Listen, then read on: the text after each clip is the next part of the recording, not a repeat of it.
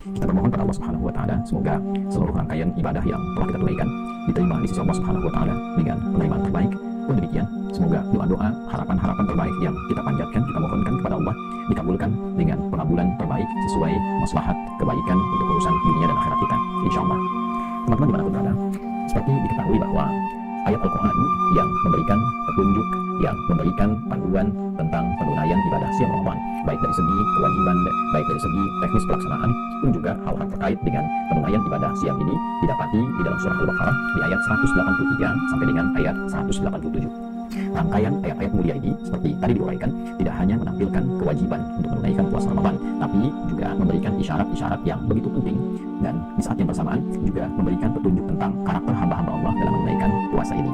Di ayat 186 ada satu berita, juga keterangan, juga petunjuk yang sangat penting untuk kita insan beriman, hamba-hamba Allah Subhanahu wa taala. Dan hal yang menarik di ayat ini adalah dalam rangkaian ayat puasa 183 yang berisi tentang kewajiban menunaikan puasa Ramadan, juga jejak masa lalu umat sebelumnya yang diberikan kewajiban menunaikan puasa, dan ditutup dengan tujuan ditunaikannya puasa itu demi melahirkan karakter takwa yang paripurna dan menjadikan kita semakin baik dalam berkehidupan.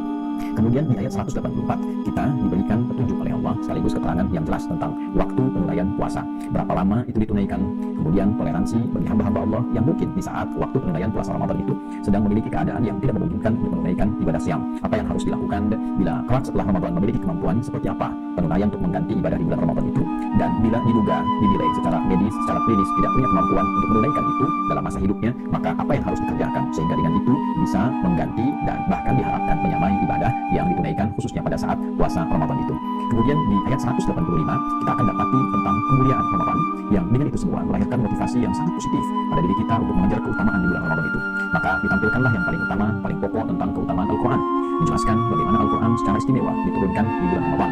Apa isi Al-Quran itu sehingga saking penting dan istimewanya dia diturunkan di bulan Ramadan, memiliki kandungan yang mengarahkan pada kesuksesan dan kebahagiaan setiap manusia di setiap dimensi kehidupan yang ia lalui. Al-Quran juga memiliki peran yang sangat signifikan untuk memberikan petunjuk kepada kita dalam menjalani kehidupan dengan benar. Ini benar diikuti, yang ini keliru ditinggalkan. Konsekuensi dari itu semua akan melahirkan hal-hal yang mungkin berpengaruh pada kehidupan kita.